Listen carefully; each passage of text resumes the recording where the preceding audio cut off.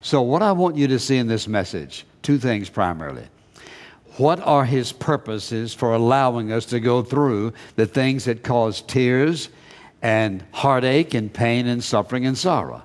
And secondly, if we understand the purpose, then what's the process by which He uses these things to bring about His ultimate purpose in our life? So let's begin with this whole idea and think about in terms of the purpose.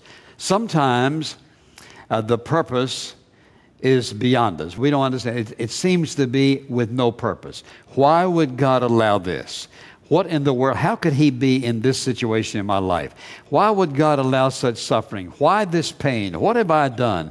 And oftentimes we want to look back and see some sin in our life to see, well, this is the reason God is doing this. Remember this carefully. Everything that comes your way in my life is not necessarily sent by God.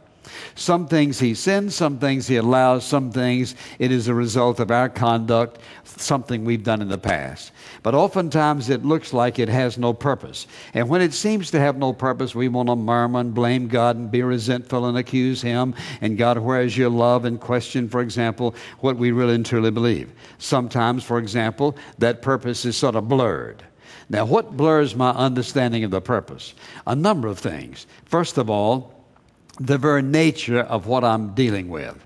I don't understand, God, why you would allow this in my life. What have I done to deserve this? And so it's difficult for me to get the purpose when I don't understand quite what the nature of it is. Sometimes it's the intensity of the pain, the intensity of the suffering. It's the intensity of the hurt and the disappointment. And because it's so intense, it's difficult sometimes for us to see how could God be in this. And if you'll notice when there's some big tragedy, some major international thing that happens, people are quick to say, God is not in this. God couldn't be in this. This is the way the world responds. Why? Because they don't understand the ways of God. They don't understand the Word of God. They don't understand the workings of God. And so what they want to do is they want to eliminate Him absolutely and totally and completely. So what you have to ask is this. If God is sovereign, that is, He rules over all things at all times and all places and all circumstances, what can happen in life that He has nothing to do with? Not a single thing. Some things we bring upon ourselves, some things we suffer for are not our fault. It's something sometimes that someone else does or some circumstance of life.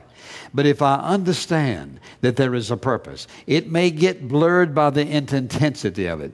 Or it may get blurred, for example, by the result of it, what happens in my life. And we may say, well, God, if you had some purpose in this, surely you wouldn't let it all fall out like this. This wouldn't be the result of it in my life. And yet, God knows exactly what He's doing. And oftentimes, part of our problem is it's the timing. Why now? Why would you let this happen now? And once in a while, I find myself asking God, now, Lord, this doesn't seem to me to be the proper time. Why would you take someone at this time? Why? Somebody says, well, you shouldn't ask God why. Yes, you can. It would be unnatural for us to say, okay, God, just whatever you say. We have a right and a privilege to say, God, why? Now, well, listen carefully. I have the privilege to ask Him why. He has the right and the privilege not to tell me why. And so, you know what? That keeps everything balanced. But I won't always understand why, and He's under no obligation to always tell me why. But I can tell you this.